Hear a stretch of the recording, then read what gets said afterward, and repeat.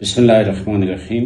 میں اس وقت وفاقی حکومت اور خیبر پختونخوا کی صوبائی حکومت کو متوجہ کرنا چاہوں گا کہ پارا چنار کی صورتحال انتہائی گھمبیر اور تشویشناک ہے۔ ایک تو 1.5-2 سال سے وہاں مختلف جنگیں جاری ہیں اور اس پہ حکومت کوئی کنٹرول نہیں کر سکی ہے۔ اس طرف شاید توجہ بھی نہیں ہے، وہ اقدامات جو لازم ہیں اور ضروری ہیں وہ بھی نہیں اٹھائے گئے۔ حکومت کی ایک ذمہ داری ہوتی ہے لوگ کو ریلیف دینا، لوگ کے لیے امن و امان قائم کرنا، لوگ کی مشکلات آسان کرنا اور ان کے مسائل حل کرنا۔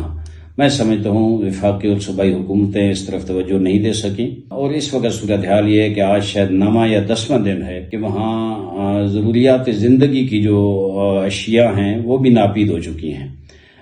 رستے بلاک ہیں پارا چنار کے ہر طرف سے، اور حتیٰ پٹرول اور ڈیزل بھی شہر میں ختم ہو چکا ہے۔ دیگر جو مریضوں کے لیے ادویات ہیں وہ بھی ختم ہو چکی ہیں، اور لوگ انتہائی مشکل میں اور بے چین ہیں۔ جب اس طرح کی صورتحال ہو، جب حکومتیں توجہ نہ کریں، تو میں سمجھتا ہوں اس سے بے چینی بڑھتی ہے اور اس سے الٹا علاقے کے حالات خراب ہوتے ہیں۔ میں جو دیکھ رہا ہوں وہ انتہائی تشویشناک ہے اور صورتحال بہتر نہیں ہے۔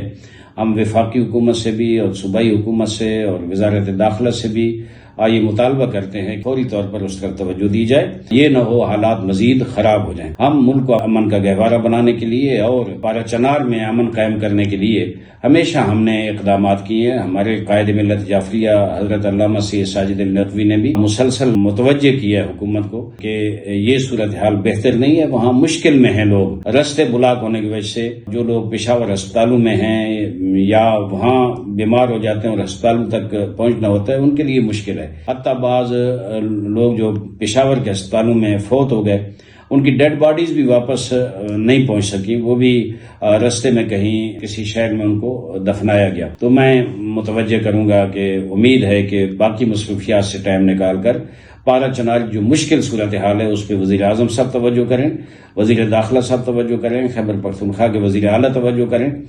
وہاں جو رستے ہیں ان کو کھولا جائے، سیکورٹی بحال کی جائے، اور خصوصاً میں محترم آرمی چیف جناب جنرل سید عاصم منیر صاحب کو متوجہ کروں گا کہ آپ بھی وہاں توجہ کریں کہ سیکورٹی کے مسائل بہت زیادہ ہیں اور لوگ مشکل میں ہیں۔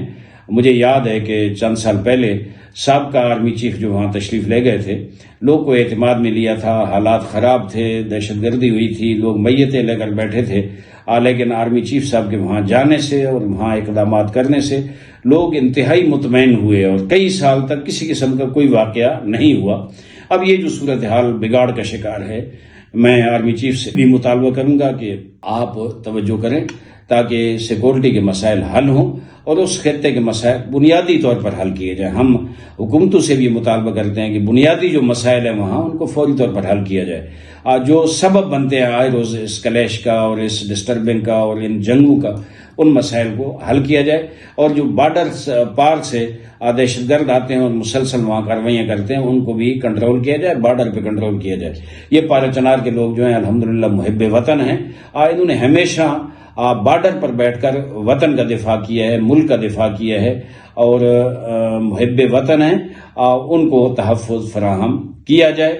اور یہ نہ ہو کہ پھر ظاہر صورتحال جس وقت بگڑتی ہے تو لوگ پھر اپنے طور پر انتظامات کرتے ہیں، اور وہ میں سمجھتا ہوں ملک کی استحکام کے لیے بہتر نہیں ہوتا۔